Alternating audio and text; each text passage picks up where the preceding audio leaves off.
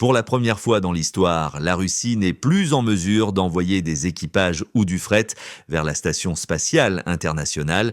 Techniquement, elle pourrait toujours faire appel à SpaceX pour combler ce vide, mais à long terme, cela exercerait une pression supplémentaire sur l'ensemble de la chaîne logistique du vaisseau Dragon. Pendant ce temps, les modules vieillissants de Roscosmos, qui représentent près de la moitié de la station, sont confrontés à de sérieux problèmes depuis plus de 10 ans. Alors sans pas de tir opérationnel, que se passera-t-il la prochaine fois qu'un incident majeur surviendra? On décrypte tout cela dans l'épisode d'aujourd'hui du quotidien de l'espace.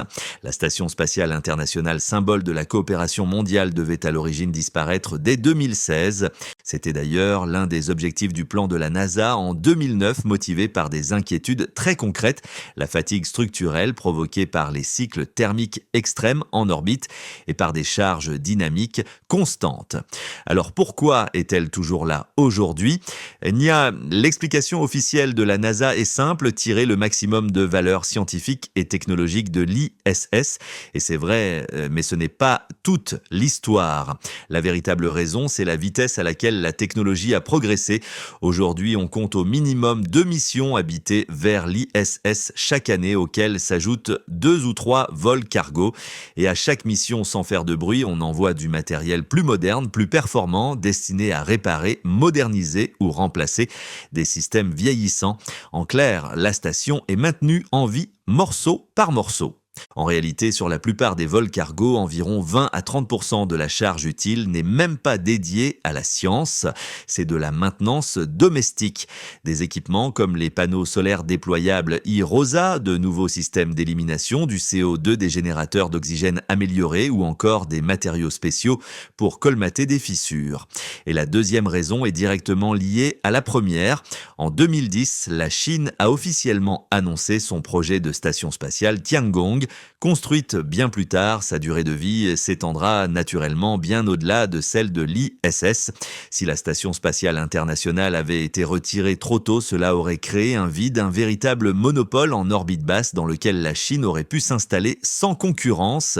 C'est pour cela que les partenaires s'acharnent à maintenir l'ISS en service. Pas seulement pour la science, mais pour garantir une présence humaine continue en orbite basse. Mais il y a une réalité incontournable, peu importe le nombre de réparations, l'ISS vieillit. Et les modules qui souffrent le plus sont les plus anciens, en particulier ceux construits par la Russie. Prenons Zvezda par exemple. Véritable cœur du segment russe, il fournit l'oxygène, l'énergie et la propulsion. C'est aussi le module le plus touché. Depuis 2018, de petites fissures sont apparues sur sa coque externe, conséquence directe de la fatigue des matériaux soumis au cycle thermique extrême de l'orbite. Les fuites d'air sont passées progressivement de 200 à 300 grammes par jour à 400 à 600 grammes par jour en 2025. Roscosmos et la NASA ont tenté des solutions temporaires: résine, époxyplaques de titane, colliers spéciaux installés lors de sorties extravéhiculaires. Mais de nouvelles fissures continuent d'apparaître et à ce rythme, les pertes d'air pourraient franchir un seuil critique dès cette année, ou encore Zarya, le tout premier module de l'ISS lancé en 1998. En 2021, on y a détecté des fractures de surface. Elles ne se sont pas propagées pour l'instant, mais le risque existe bel et bien. Et à ce jour, la seule réponse reste une surveillance constante. Aucune solution définitive. Alors la vraie question est la suivante: avec une situation devenue aussi critique, comment la Russie est-elle censée gérer cela concrètement? La réponse devient encore plus évidente et surtout plus inquiétante lorsqu'on regarde leur dernier incident majeur. La Russie a accidentellement endommagé le seul pas de tir capable d'envoyer des missions Soyouz et Progress vers la station spatiale internationale.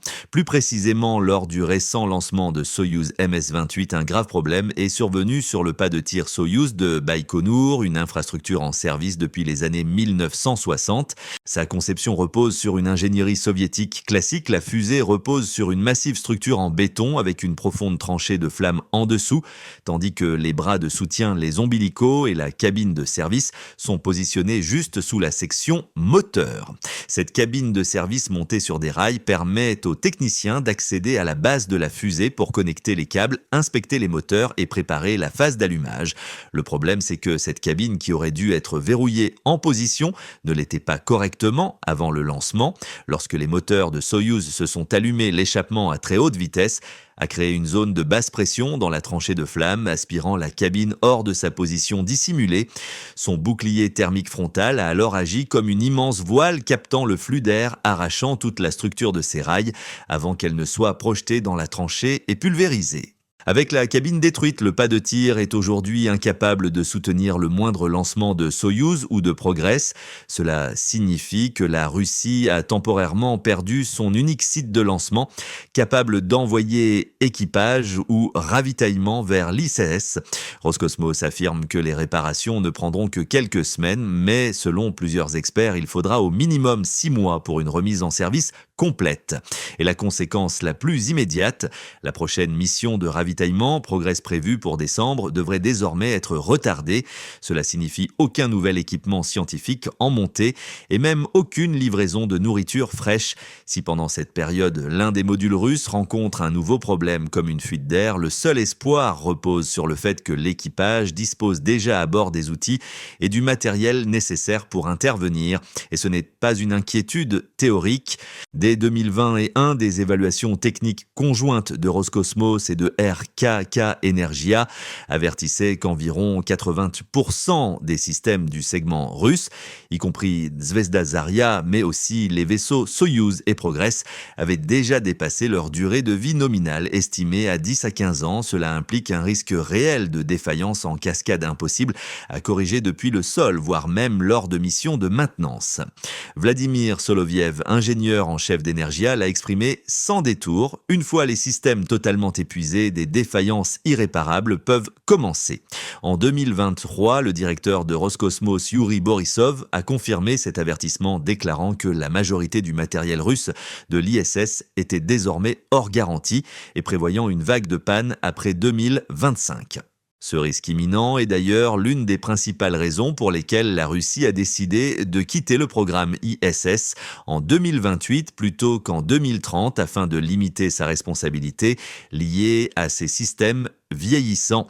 Au fil des années, des réparations temporaires ont été mises en place, mais des systèmes clés comme les unités de propulsion ou le générateur d'oxygène électron ne peuvent pas être remplacés intégralement. C'est pourquoi la NASA s'appuie de plus en plus sur des vaisseaux commerciaux, notamment le Dragon de SpaceX, tout en avançant sur un plan visant à désorbiter l'ISS en toute sécurité vers 2030 à 2031. L'objectif est clair, éviter toute rupture dans la recherche pendant que la Russie se prépare à passer à sa propre station, la future RES. Mais ça, c'est une histoire pour plus tard. Aujourd'hui, la vraie inquiétude est bien plus immédiate. Ces modules vieillissants de l'ISS pourront-ils tenir encore 2 à 3 ans jusqu'à la désorbitation finale? Que se passe-t-il si les fissures dans les anciens modules s'aggravent et provoquent des fuites d'air incontrôlées? Dans ce cas, la NASA et Roscosmos activeraient immédiatement les procédures d'urgence prévues de longue date, fruit de plusieurs années de planification de scénarios critiques. Les capteurs de pression détecteraient d'abord l'anomalie puis l'équipage en donnant généralement la priorité au segment américain situé à proximité des véhicules d'évacuation fermeraient les écoutilles reliant les modules russes au reste de la station. Cela permet d'isoler le module affecté et d'empêcher la propagation des fuites. Pendant ce temps, Roscosmos tenterait des réparations temporaires depuis l'intérieur du module, mais sur des systèmes aussi anciens, une réparation complète est extrêmement difficile. Si la fuite dépasse un seuil critique, les écoutilles seraient alors scellées de manière permanente. Cela limiterait les capacités opérationnelles de l'ISS, moins de ports d'amarrage disponibles, une consommation de carburant plus élevée pour maintenir l'orbite et l'attitude de la station. Malgré tout, les activités de recherche pourraient se poursuivre dans le segment américain avec le soutien de vaisseaux commerciaux comme le Dragon de SpaceX. Dans le pire des scénarios, si l'intégrité de l'ensemble de la station était menacée par un risque d'effondrement structurel ou de dépressurisation massive, le plan d'évacuation d'urgence entrerait en vigueur. Les astronautes américains, comme les cosmonautes russes, regagneraient alors la Terre à bord de Crew Dragon. Mais qu'en est-il justement des cosmonautes russes volant sur Dragon à l'avenir? Là, les choses se compliquent. Tout récemment, le cosmonaute russe Oleg Artemiev a été retiré de la mission Crew 12 dont le lancement est prévu début 2026 à bord d'un Crew Dragon de SpaceX. La raison avancée de présumer violation des règles de sécurité nationale américaines, notamment l'ITAR, l'International Traffic in Arms Regulations. Selon plusieurs sources, Artemiev aurait pris des photos de moteurs SpaceX ainsi que de documents sensibles au sein des installations de SpaceX à Hawthorne en Californie, avec un risque potentiel de copie ou de transfert de technologie. Un détail qui montre à quel point, au-delà des problèmes techniques de l'ISS, les tensions géopolitiques viennent désormais compliquer chaque décision liée à l'accès à l'espace.